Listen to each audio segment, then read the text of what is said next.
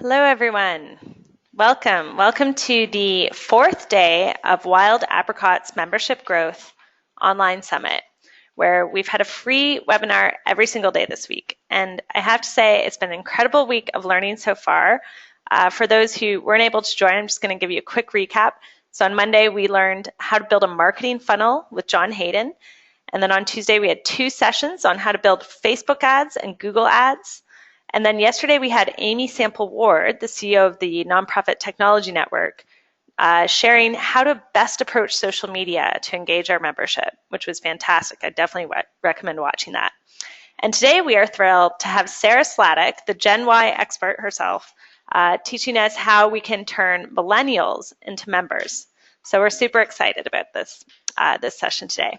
So I see people are still logging on, so I'm just going to quickly go through some logistics. So first, my name is Lori. I'm the community manager here, and on chat helping you with your questions or technical issues is Terry Ibell. He's our content manager.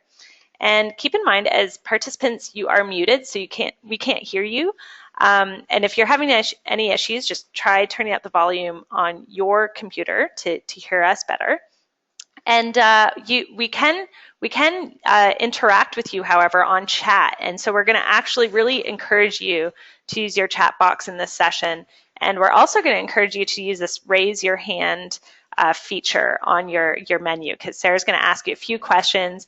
And we're basically trying to make this as interactive as we can. And for those of you on Twitter, you can tweet about this session, and we encourage you to do so. You can use the hashtag there, WA Summit 2016. And there's a special giveaway today. This is our second one of the summit. Whoever tweets the most, there will be 3 lucky winners. You can get, thanks to Sarah, a free copy of her books, The End of Membership, as we know it, and Knowing Gen Y. So these are great books. So start tweeting, share images, just get the word out and get a free book. And then, of course, if you're earning CA credits by attending for the full hour today, you are eligible to earn a credit. And we are recording all of this, and you will get a recording of all the webinars for the summit next week, but we'll also be updating a page that Terry can share with you in the meantime, so you can access some of the other days I just mentioned. Okay, so now I'm going to introduce Sarah, and Sarah is the CEO of XYZ University, the only company in North America that specializes in helping organizations engage younger generations.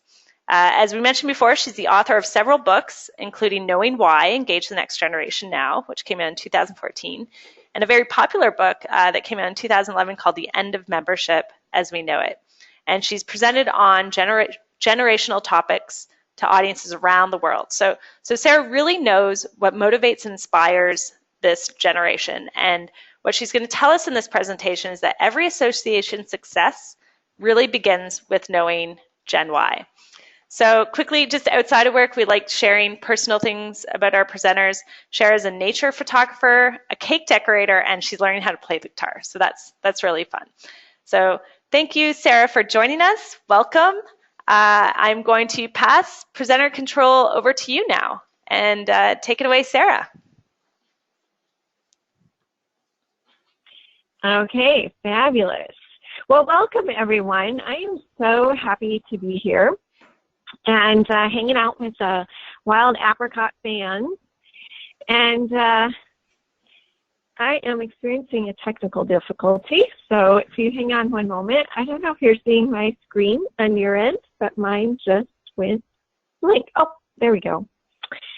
Let's try this again one more time. Gotta love technology, right? You'll just want to maximize it.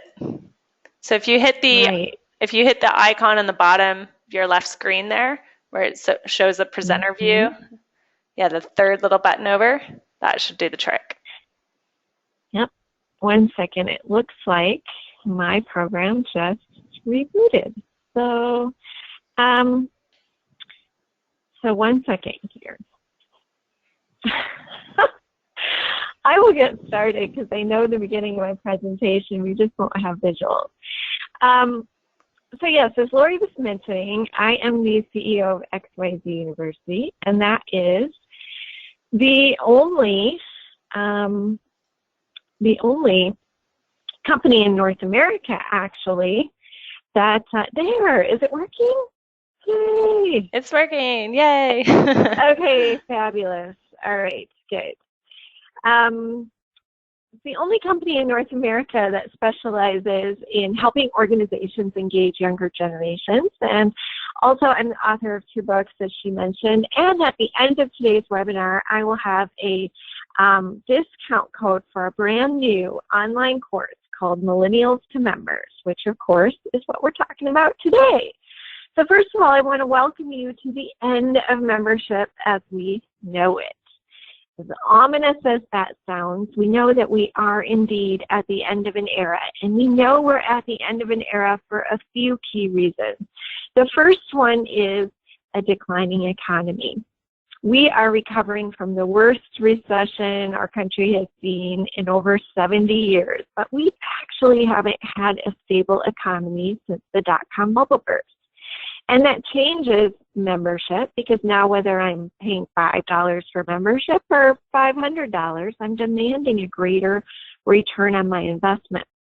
But it is especially a defining trait for the generation that has come of age during this economic recession. And I'll be talking more about that later on. The second reason we know we're at the end of an era is due to rapidly changing technology. We've had more technology developed in just the last 5 years than in the last 50. And we never really stopped to think about that, but that's changing everything about the way we live, work, and do business, and it's certainly changing membership. And the third reason we know we're at the end of an era, which we're delving into in greater detail today, is the demographic shift. So what's really kind of fascinating is that last year, 2015, baby boomers are no longer the majority of the workforce. It is now Generation Y, also known as Millennials. And to put that into perspective, this generation is turning this year between the ages 21 and 34. So as the majority of the workforce, they're a very young majority. But also, perhaps even more importantly, we have seen the largest shift in human capital in history. We're actually experiencing that right now. Baby boomers have been the majority of the workforce for 34 years. So with the younger demographic coming into power, that introduces all kinds of change we're not even fully aware of quite yet. So I'd like to ask you to raise your hand if your association or your nonprofit is struggling to engage millennials. And Lori will kind of keep a watch there on who's raising their hand. But now's your time to fess up. Is engaging these millennials, has it been a little bit of an uphill battle? And I'll get back to that in just a moment. If you are experiencing difficulty engaging this generation, you're not alone. So that's the good news. We actually see, according to data, that about 62% of membership associations are experiencing flat or declining membership. And the greatest challenge, their greatest reason for that decline is because they're having trouble engaging younger members. And there's a reason for that. Lori, I'm curious to know, did many people raise their hand to that last question about difficulty engaging millennials? I'm seeing a lot of yeses came in, and I'm seeing Emily share this one comment. You know, every move they make upsets the baby boomers. So some people are sharing some of the challenges that come with that too. Some exclamation marks besides those yeses as well.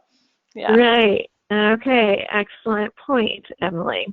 Well, as we look at the composition of the U.S. workforce, you know, contrary to popular belief, baby boomers have been declining for quite some time. They were such a large generation, but at the end of this last year, they're about 30% of the workforce, whereas Gen Y, the millennials, have slowly been increasing, and by the end of the year last year, we're almost 40%. Gen X is sandwiched in the middle, a very small population by comparison, only 22% of the workforce. But, and we're starting to see yet another generation come onto the scene, Gen Z. So here's an interesting question as we start to think about millennials and the future. So now raise your hand if you've taken a selfie in the last 7 days. In the last week, have you taken a selfie? And I'll touch back with Lori here in a moment as she watches those results come in.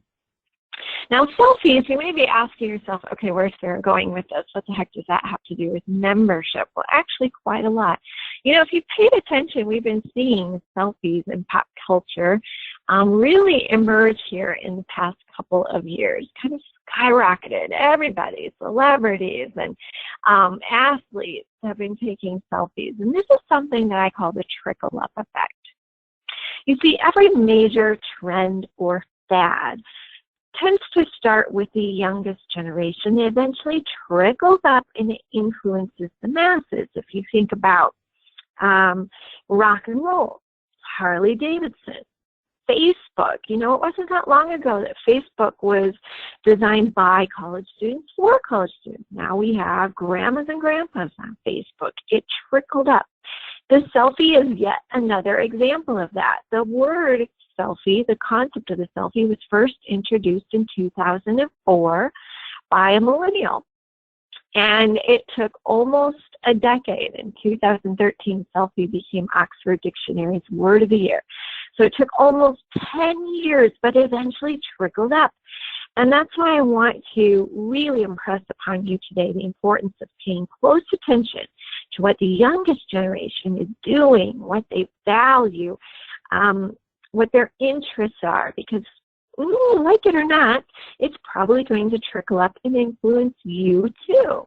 So Lori, do we have many people on today's webinar who have taken a selfie in the last week? We definitely have a lot of yeses here, but there's also some no's. Stephanie said no, Jenny said no, Ellen said no, Casey and Vicky said no.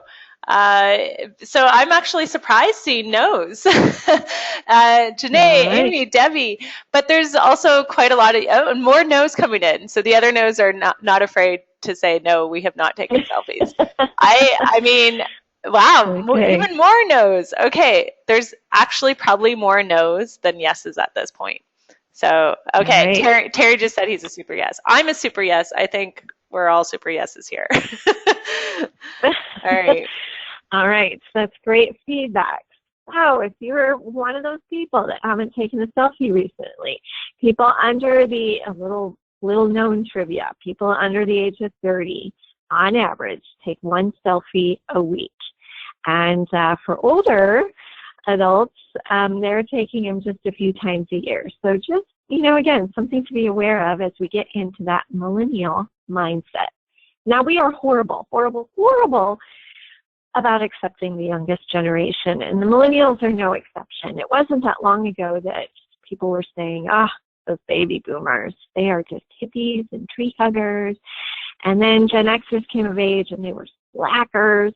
And now we have the millennials coming of age and we're actually calling them on the cover of Time magazine lazy, entitled narcissists who still live with their parents. I don't know what it is, whether it's fear of death or something else, fear of change. But our society kind of has this process of really criticizing the youngest generation. And I'm sure you or someone you know has used one of these excuses at some point as to why the millennials aren't engaging. I mean, come on, they don't value membership. They're busy starting careers. They want everything online. They haven't grown into it. They're getting married. They don't have jobs. They're having kids. They are joiners. They're entitled. They're broke. They're lazy. It certainly wouldn't be our fault. It has to be their fault, right? It has to be some character flaw as to why they aren't engaging. Because our association or our nonprofit or whatever organization it is that you're representing is so phenomenal that the millennials have no reason not to want to join. So it must be It must be a character flaw. Well, I hope that by the end of our time together, you're kind of rethinking that. But before we talk about the future, I want to just very briefly go into the past. And before I do that, I have the generations here by age range, the 4 main generations in the workforce today. Big and bold and yellow is a generation we're going to talk about in greater detail. But these other generations do play an important role as we think about our associations and succession planning and thinking about the future and all kinds of things. My question to you before we move on, and again, I'll circle back to Lori and see, but which generation are you? Are you a baby boomer, Gen Xer, a Gen Y, also known as Millennial, or a Gen Z? If you want to put that in your chat box, I'll circle back with Lori in just a moment. So let's start very briefly through this path in history. I mean, how the heck did we get here with millennials and all this narcissism talk and difficulty getting people to engage? Well, if we start with the baby boomers born in 1946 to 1964, you're looking at the typical grade school picture from the boomer generation. And notice how everyone kind of looks the same. Everyone has similar haircuts and dark shoes and similar outfits. I'll get back to that in just a moment. But boomers are raised during the most wealthiest, prosperous time in the United States. It was a post-war era. There were ample job opportunities, more people attending college. And boomers are raised to aspire for this idea of the American dream, that you get a great job and you would work your way up and get a great house and for 2.5 kids. But boomers are raised to follow a very similar path as the generation that came before them and the generation that came before them, in that you would go to school, you would get a job, you would get married, you would have kids in that order. Most American households could only afford one television at this point in time, and everyone watched fairly family-friendly programming together. And you would get a job, and you would work in that job, sometimes for the same company, until you retired. And then, boom, in 1965, we saw a huge wave of change. And Generation X was born. They're called Gen X because they're born at the crossroads of cultural and social change. So I'm going to pause here for just a moment. Lori, any idea? Do we have more boomers, more Xers, more millennials on this call? It looks like there's quite an array, but I would say it is mostly boomers attending right now. But there's a lot of all the Gen Xers are just putting in now. I'm a Gen Xer, so there's a fair amount of Gen Xers here. And there's some millennials on here too. So, and Terry sitting next to me is a millennial. All right. So there's a good array, but lots of boomers. And John said he's just an old fart with no generational label. Oh, okay. Well, there you go. I guess you got to own it, right? Okay. So Gen X came on the scene. 1965 and 1981. Sounds like we have a lot of Xers, so you'll relate to some of these comments. Now, it's a time of tremendous social change, and one of the best visuals I can show is of the Beatles, because the Beatles came on the scene at the tail end of the boomer generation, 1964. And notice once again how everyone kind of looks the same. But just 3 years later, into the Gen X era, the Beatles look like this. So obviously, there's something going on. There's a little bit of change happening. And this is really key. Anyone born 1964 and earlier was raised to value conformity. But for anyone born 1965 and later, they've been raised to value individuality. And so that is a landmark major shift that occurred, especially for associations. The shift from joining an association because it's the right thing to do and being loyal to it, to joining because it's something that is important and meaningful to you personally. And some people blame this man for the shift from conformity to individuality, because all of a sudden we had a childhood educator telling children, you are special, you are unique, do what makes you happy. And for parents of Xers doing what makes you happy, maybe that meant divorce. Almost overnight, the divorce rate skyrocketed. And Gen X, this is before after-school programs and childcare, and so Gen X became the first generation of latchkey children, largely raised in two-parent working or single-parent households. And then in the late 70s, that introduced 40 years of massive layoffs, downsizing, mergers. Gen X became the first generation never to have known job security. In 1980, cable television arrived. Might not seem like a very big deal, but all of a sudden you have access to news 24 hours a day, 7 days a week. Sometimes that news is good news, but most of the time it's bad news. And now we have a generation being raised observing in great detail all this negativity, including the nation's leaders lie and fail to deliver on their promises.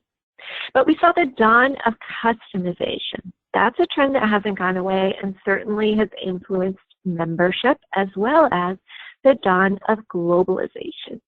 Instead of Woodstock, this generation was having Live Aid. But by and large, we just saw a lot of change in a very condensed period of time, and that led to a lot of rebellion. So bonus points for those Xers in the crowd who know the name of this band. But then boom, this brings us up to the millennial generation, also known as Generation Y. And we saw another wave of social change, major change, between 1982 and 1995. The millennials have some of the same influences as Xers. They too have seen the nation's leaders lie and fail to deliver on their promises. They've actually seen the fall of entire corporations due to unethical practices. But there's been some radically different influences as well, such as a lot of violence close to home, from school shootings to September 11. So we saw the pendulum shift from really hands-off parenting with Gen X to extreme hands-on or helicopter parenting with Generation Y, the millennials. In fact, the millennials are the most protected, supervised, provided for generation in history. Think about car seats, bike helmets, and never eating in a cafeteria that serves peanut butter, or after college living at home with mom and dad. They've been dubbed the trophy generation because they've always been rewarded for participation, not achievement. They're the first generation to experience that. They're also the first generation to be raised using technology. And while we all know that, you might not fully comprehend what that means, because this generation will always rank access to technology on the same level as access to oxygen and freedom. Yes, if you've never known life without technology, evidently you can't really fathom life without technology. They've had a very rocky transition from college to career, having come of age during and immediately following the worst recession our country's seen in 70 years. But as I mentioned previously, that's about to change because they became the majority of the workforce just this last year. Now, we saw another huge wave of change, 1996 till about 2012 or so, and this is Generation Z. We'll start hearing more about Z. You've got to be prepared to talk about them, because believe it or not, millennials are getting a bit old school. We're starting to think about now the next generation, Gen Z, because the oldest Zs this year turned 20. So they're starting to enter college and career. They not only have never known life without technology, they've always known it to be mobile, literally at their fingertips. They've grown up during an era that really celebrates diversity and inclusion. Think about anti-bullying campaigns and marriage equality campaigns. And they've also been raised during a time that celebrates heroes. Many, many, many, many examples of child and teen movies and literature has a hero at the center of the story. You're just seeing a few examples here. And we're starting to kind of move towards the Jetsons era. We're seeing robots being developed in other countries. And Sir Richard Branson gets his way. Pretty soon we'll have space travel and people going to the moon or living on Mars. And so as we go back to the baby boomers, to bring it up to present day, it really boils down to one word, and that is change. Really crazy, fast, unprecedented change. We've seen in a fairly short period of time our values redefined, culture, organizational culture. You know, it wasn't that long ago that everything went according to Robert's Rules of Order, and everything was very formal and buttoned up, and or very casual. And our approach to work is becoming flexible and mobile. So our approach to work's been redefined. So doesn't all that beg the question, okay, what about membership? What about my association? What about my job? Don't I have to also rethink and potentially redefine what membership means? As I mentioned previously, there's this defining gap between boomers and the generations that follow, and that is the shift from conformity to individuality. Conformity for the boomers, individuality for every generation thereafter. And there is another defining shift between the generations that not many people talk about. Starts with the millennials, which is our topic today. And that is the shift from an industrial era. Boomers and Xers were raised in an industrial era, and that goes back to some of those processes, linear thinking, Robert's Rules of Order. We do it this way because we've always done it that way. Those are remnants of the industrial era. Whereas millennials and now Gen Z are the first generations of the post-industrial era. That means they are the first generation to be raised during an era of technology, innovation, knowledge. So it's not surprising then that for the first time in a really long time, perhaps the first time ever, we have a generation questioning what it means to belong to your associations. They're saying to themselves, I don't feel like I belong. I don't feel engaged. And there is a reason for that, because they're seeing the world very, very differently as the post-industrial generations. But there are also 4 major shifts we have seen in the millennial mindset. These are defining characteristics of this generation that are unique to them in comparison to any other generation. So I will briefly go through these 4 things. The first defining characteristic is that they are a generation that's come of age during a recession. So as I mentioned, if you put that into stark contrast from the boomers, who were raised during the wealthiest, most prosperous time in America, and they were raised to aspire for the American dream. They were raised to acquire a lot of stuff because they could afford stuff. Well, now we have a generation that's experiencing extreme debt. They are the most debt-ridden generation. Student loan debt has exceeded credit card debt for our nation. So if you can't afford the American dream, what do you value? You value access to assets via technology, partly because you're a post-industrial generation, and partly because you can afford things like, the sharing economy.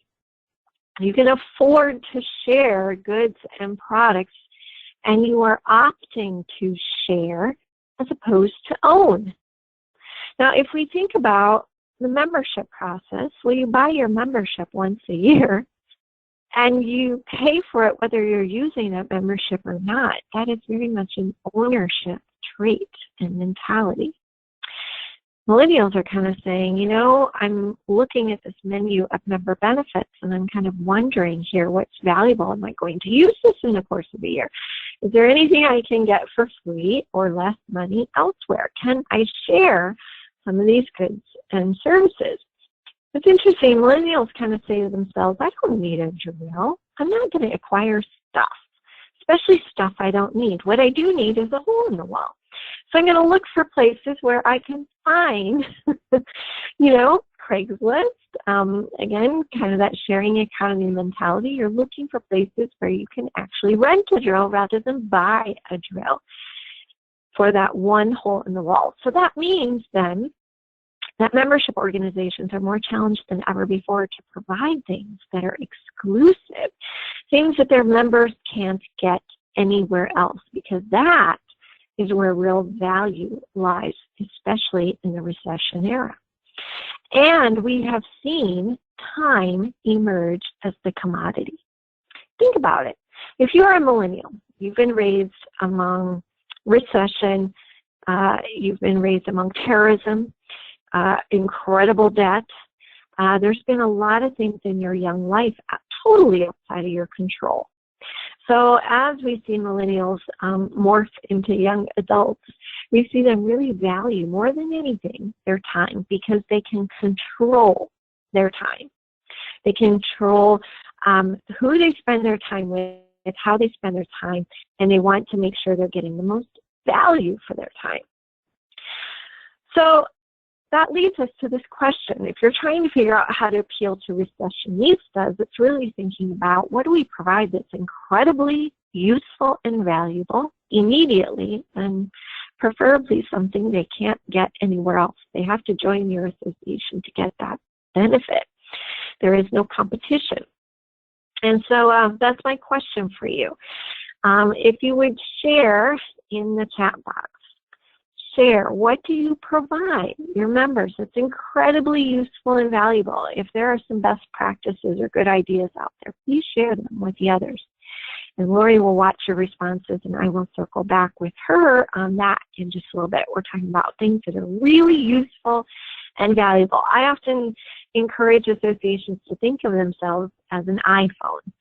You know, an iPhone isn't cheap, that people want to pay for it, because you can pretty much live your whole life on an iPhone. It's beautiful, it's useful, it's valuable. Okay. Oh, and one other thing, you want to make sure that you don't guess what younger people find useful or valuable. Just as in this cartoon, I don't know why he won't fit a rollover. I gave him this great sweater. The same carrots and sticks that motivated other generations aren't necessarily going to motivate this generation.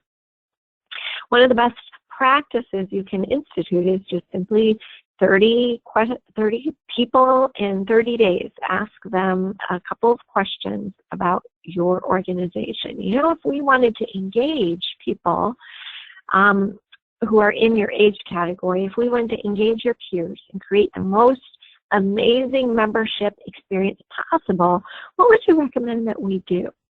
And asking 30 people under the age of 30 in 30 days and getting as many responses to those types of questions as possible, that will give you great insight to the millennial generation. Keep in mind that all your money that comes into your organization is really based on your ability to, number one, solve a problem, and number two, engage your members. So if you aren't solving the right problems for the millennials, if you don't really know what they need solved, and if you're failing at engaging them in your community, then they're not going to join. That takes us right back to square one, and that question of, do I really feel like I belong? Our second major trend defining characteristic is digital natives. And for the digital natives, obviously they've been raised during technology boom. They've never known life without it. The rest of you are digital immigrants. But we've certainly learned to adapt to a world driven by technology. You're seeing kind of a snapshot of what happens every 60 seconds via technology. 278,000 tweets, 1.4 million minutes on Skype. I mean, it's crazy. Walmart is having 17,000 transactions on Walmart.com, so we're doing well with technology. But let's not think of technology as a tool. I want you to think about it bigger. I want you to think about it like a digital native. Because if you've never known life without technology, you've always known globalization. That you can connect to people very easily, regardless of where they live, work, and do business. You have always known, if you are a digital native, you have always known instant gratification. You can text it, FedEx it. Everything's available right at your fingertips.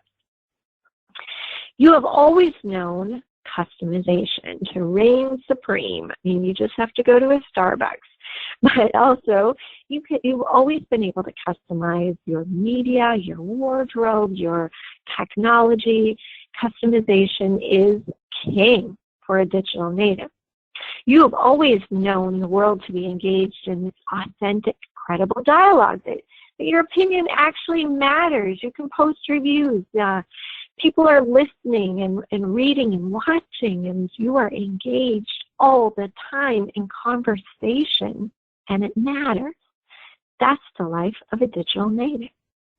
So it's really thinking about, because we know that if you have to be really transparent and review-driven, that you're constantly vying to get trust and authenticity from your millennials as well as other audiences. So it's asking, okay, not just are we tech savvy, but it's really thinking about the values that have shaped the digital native. Globalization. Are we thinking globally? Instant gratification. Do things move fast in our association? Are we authentic? Are we engaging people in dialogue? Are we transparent and trustworthy? Do we allow people to customize their membership experiences? Because that's the life of a digital native. Okay, so getting back to the question I posed earlier in regards to the recessionistas, the question was, what are you providing that's just super useful and valuable to your members? Lori, did we have any really good ideas? Yeah, I mean, I'm seeing lots of stuff that I think we're all pretty familiar with. So Willa here says, I mean, Willa has actually a two-pronged strategy. She uses a Rockwell ambassador group that is essential for a street team. So they go out and they recruit new members, and then they give free membership in return for a list of actions. So if you recruit a new member, you get something in return. So that's kind of her strategy. Mentorship is a big one. I'm seeing that a lot. Sometimes it's like physical assets. So Diane, I'm assuming this is a photography group. She gives free studio rental, things like that. Discounts are coming up a lot. And then these networking opportunities. So access to experts and research and meeting up with other people who have something in common with you. And then I'm seeing training and a lot of education. So I think these are things we're pretty familiar with in the association world, I would say. What do you think, Sarah? Yeah, I think these are great, and I would push you to really investigate, find out what you could provide that's unique as well as valuable. Because the market is pushing you to do more and more of that all the time. So that's good. Thanks for sharing, everyone. I do have another question here coming up. Our third defining trait of this generation is that they are migrators. And this essentially means they're migrating away from some things that have been known since the beginning of time to some really radically different things. And part of that is that they are the most protected, supervised, provided for generation in history. So that's a defining characteristic. Now I'm curious. My next question is, what's the average age of your board members? So if you want to type that into the chat, what's the average age of your board members? And Lori will watch for those, and we'll see if we can kind of hone in on the age range. But while we're waiting for those to come in, I will move on with the content.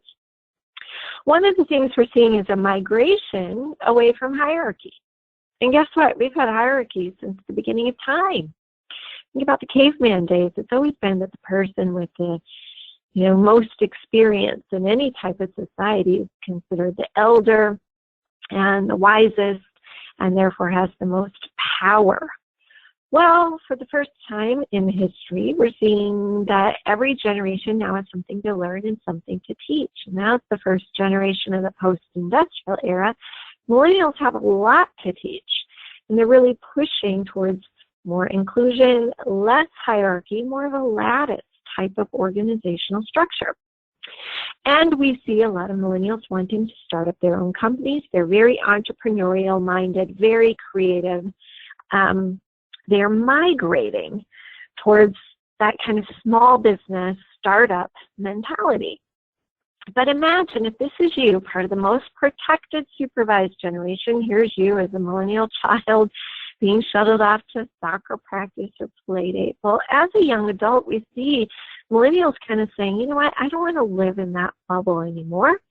And actually, they're migrating towards more adventure and travel and risk and challenge and experiences. We've actually seen the evolution of something called the experience economy because they really value a great experience.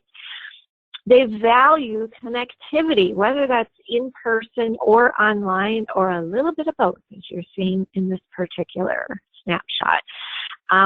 They want to be in constant connectivity, even though a lot of times their elders say, well, that's not connectivity. You have to be in community. You have to be in meetings and things like that. But they would argue that, no, I'm in connectivity with people all over the world all the time.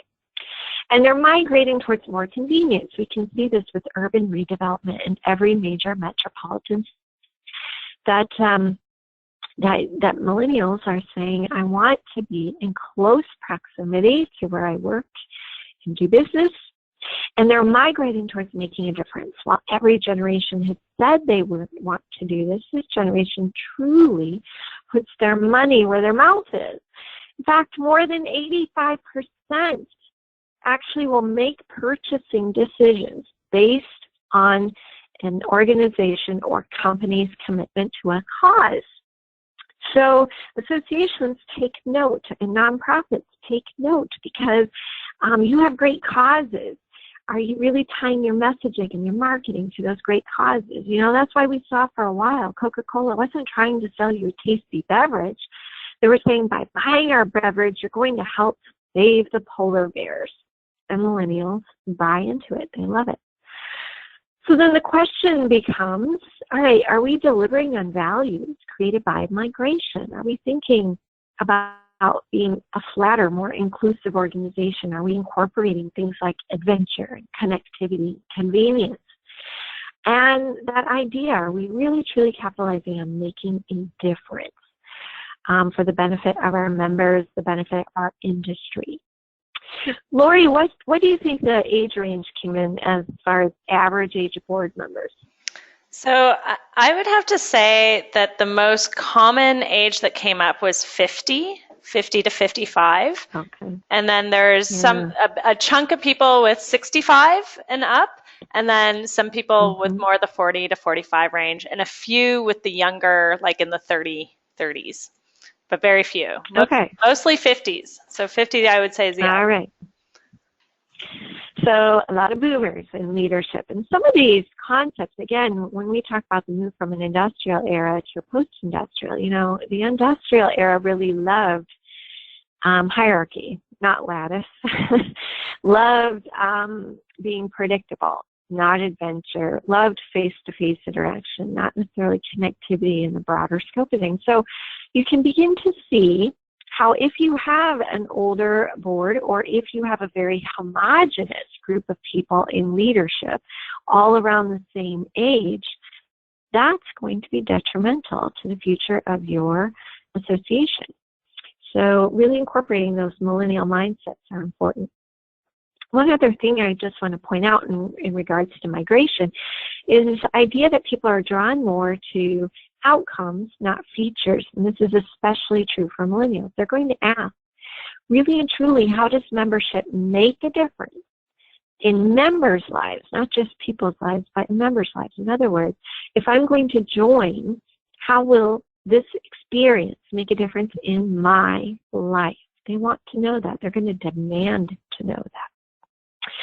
The last defining characteristic is that they are trophy kids. Millennials are the first generation to be rewarded for participation and not achievement. And so as they become young adults, they have this really ingrained need that is unique to them. This ingrained need for ROI, return on investment. And that's why they really question and why they're really skeptical and they really study products and organizations before they buy. It's because their values were shaped by that trophy kid mentality. The trophy kit concept kind of runs on 3 core engines, but first and foremost is happiness. I'm not happy if I don't feel positive about who I'm with and how I'm spending my time. I am not going to engage, period. Gen Xers and Boomers tend to be more patient, I guess. They'll tinker. They'll work on an association. They'll tweak things. They'll make it, create it into something that's better, happier, more efficient. But millennials expect it to just be built into the fabric. They don't want to wait for it. So happiness is first and foremost. Second of all, it is, of course, rewards, but that doesn't necessarily mean trophies. It's just recognition. I don't want to be a number. I want to be a name. I want you to notice me. I don't want to be ignored. I don't want to be lost in the sea of people. And a service component. That includes customer service to me, as well as the opportunity to serve others and do good and make a difference. Now, as I was talking about previously, there's trickle-up effect with all of this. There's trickle-up effect with happiness. I don't know if you've noticed, but a lot of brands have been pitching the idea of happiness. It wasn't that long ago. We had a best-selling single by Pharrell Williams called Happy. That is not coincidence.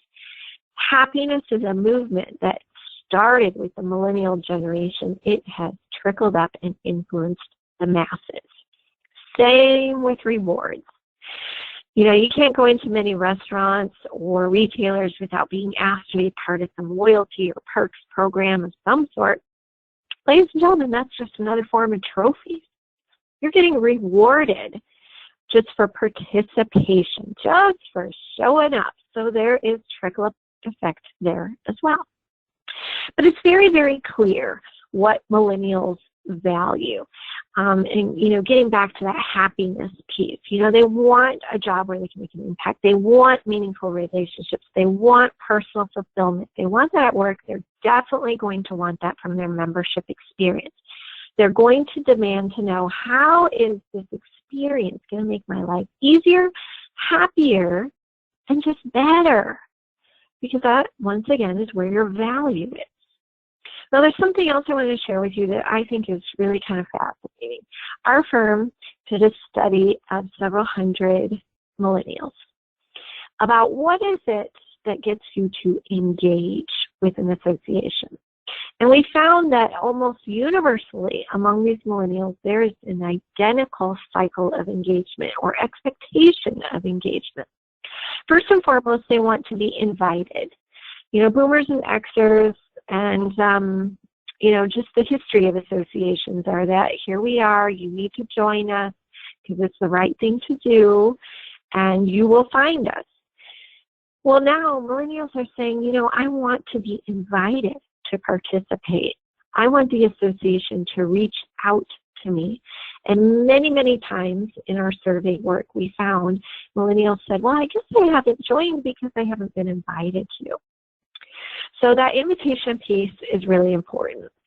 Once they're invited to attend a conference or meeting or to join, whatever the case may be, once they show up, they want to immediately feel like they belong. And to them, feeling like they belong means they're noticing that the association's doing the things I mentioned in today's presentation. They notice that technology is readily available. Decisions are quickly made. Things are fun, adventurous, challenging, interesting. The leader is visionary. There's an opportunity for them to get on a board or a committee. And that brings me to my next point. They immediately feel welcomed. They immediately feel like they belong, and there is an immediate opportunity to do something so that they can somehow engage right away and make a difference in the organization. And once they do that thing, volunteering or leading something, whatever it may be, once they do that thing, they are thanked. And they are invited to once again continue to do something else or to attend something else, and the cycle repeats. So millennials aren't wallflowers. They want to be invited to the dance. That's first and foremost. And once they get to the dance, they aren't wallflowers. They don't want to sit and wait for an opportunity to engage. they expect to have the opportunity to engage immediately. And that goes back to being part of the most protected supervised generation in history, the trophy generation. They have been raised with this equality in their households. Their parents treated them as little adults. They've been carefully tended to, so it's not a surprise that then when they go into organizations, they expect to right away have a great relationship with whomever they are engaging with, and that there's an opportunity to do something. So thinking like a trophy kid, I would challenge you to really scrutinize everything from what your office lobby looks like, to how you answer the phone, to what the website experience is like, to what an event experience is like. Really look at every single touch point that you have with a member and ask yourself, can we improve this? Are we doing the absolute best we can, considering that we have a generation that really wants to feel like they belong, really wants to feel happy, really wants to engage, but are we creating a place where they want to engage? So when you think about these 4 defining characteristics, recessionistas, digital natives, migrators, trophy kids, I hope that you kind of get a better idea and understanding what drives millennial engagement and values. And I want to come back to this list, the list I shared with you at the beginning of the webinar. All these excuses as to why millennials don't engage. And I hope that you're looking at this list now and you're kind of saying to yourself, maybe Tara's right. Maybe it's not their fault. Maybe we aren't creating a place that's inclusive of millennials. Maybe we're not thinking like a digital native, a recessionista, a migrator, or a trophy kid. Maybe we need to rethink what it means to belong to our association and to really do some outreach to millennials to create a place where they feel like they belong. And so much of that requires being visionary, not ever comfortable with status quo or resting on your laurels. There has been more change in the past few decades than at any other time in history, and the change shows no sign of slowing or stopping. We have a new generation, Gen Z, coming into the fold now, and we're still struggling in many cases. Many associations are still struggling to engage Gen X, so we're behind. We've got to start thinking visionary, thinking about the future, and engaging these younger generations. Steve Jobs had a great quote. I absolutely love this quote. He would always encourage his peers to think not about the past, but about the future. Nothing is as blinding as a strategy, an approach, or a product line that has worked before. Let's not ask, what are we doing that's a generation behind? Let's ask, what can we do that's a generation better? Because that is where success is.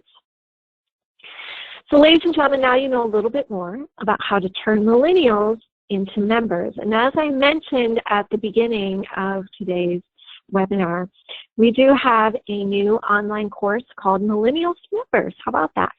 And you can find out more about it at millennialsmembers.com. Use the coupon code apricot50 when you go to checkout, and you will get $50 off between now and April 30th. It expires April 30th, but you'll get $50 off your course. I thank you for participating in today's webinar. I think Lori has some comments, and we might have time for a couple questions. Oh, yeah, definitely. We've got some good questions here. So the first one from Chelsea, she works with an international organization, and she's just wondering if these defining characteristics for the generations actually also work abroad. I don't know if you know much about that. Yes, I do. There's been research done on that. It is very, very similar. In all developed nations, we see very similar qualities internationally among millennials. Where it may differ a little bit would be third world countries. But in all first world developed nations, we see very similar characteristics across the board with generation. Okay. Oops. Sorry, am I muted? Can you guys hear me? Yeah. Okay. Sorry. So lots of questions here too about getting millennials onto boards. So, some people are saying they just don't have the time, or how could, they feel entitled because being on a board because they don't have the experience.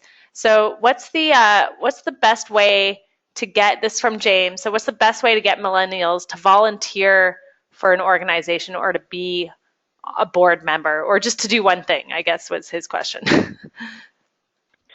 Well, I would treat it much like you would a job description. Again, millennials are really, for them, time is a commodity. It's their most valuable resource. It's the only thing they can really afford and control right now. So they're very, very cautious about how they spend their time. So if you're asking them to volunteer or to serve on a board, you need to really explain, just like you would for a job. This is the amount of time we're looking for. This is the type of skill set we're looking for. And this is what you will learn, and this is what you'll be asked to contribute or do. And if you can help them to understand that their participation will make a difference, that's good. We find that millennials are hesitant to join boards or other volunteer opportunities when they feel like it will be a waste of time. They don't want to just sit in, 4-hour meetings or 8-hour meetings, deliberating and discussing. That to them seems like some version of hell. So they want it to be, also, I see a lot of organizations make the mistake of just appointing one token millennial onto the board, and that is usually a recipe for disaster, because the minute a young person speaks up and has a different idea and says, why don't we do some of this via Skype, it would be more efficient, and the rest of the board goes, what? Why would we do that? We've never done it that way. They're immediately squelched, and then they don't want to contribute or share anymore. The most successful organizations, and this is true for-profit, nonprofit, all types of organizations, is to have a multi-generational board where you are drawing from insights and experiences from baby boomers, Xers, and millennials. Yeah, I couldn't agree more. They say diversity leads to innovation. So that's a great piece of advice. Mm-hmm. And actually, I wanted to share, Heidi said what they started doing was they hold millennial meetups, which are kind of like focus groups. And now they have a millennial advisory committee, and that really helped, and that totally works for them. So that's good advice. Yeah. And then, excellent. So maybe one last quick question. Vicki asked, so all this knowledge is great, but where do you start? How do you invite them in? Do you start online? Like, how do you even get them to get engaged in the first place? Right. So the very first thing, and I did mention it, I'll mention it again. It sounds extremely basic, but I've seen it work over and over again. Simply challenge your team or start yourself. Challenge yourself to have 30 conversations in 30 days with people under the age of 30.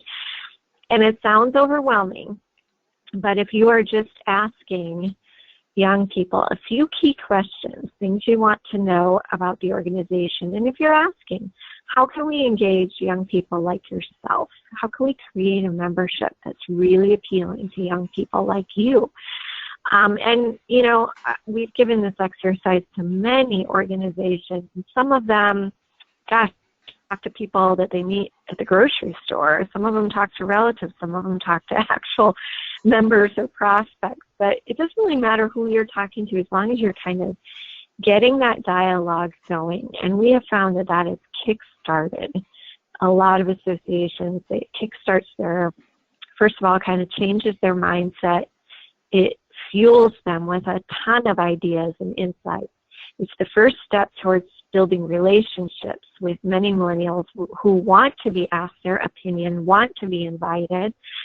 And we just find it's the fuel for the fire that's needed to start a millennial outreach effort. Just start by asking some questions, simple questions for 30 people in 30 days. Great. And that's a great tip, or one great takeaway, or an action that you can do for your own organization to end this off. So thank you so much, Sarah, for joining us. And just reminder everyone, she's got that course, and you can get a discount code using Apricot50.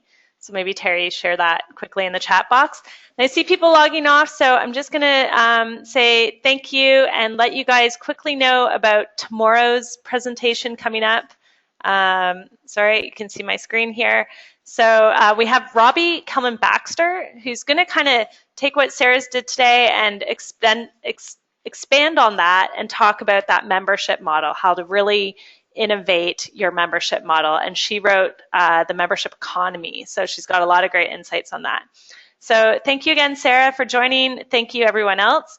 For anyone who's new to Wild Apricot, we provide membership management software, and you can try us out for 30 days for free. And if you need some more one-on-one coaching around that, you can always email us at coaches@wildapricot.com.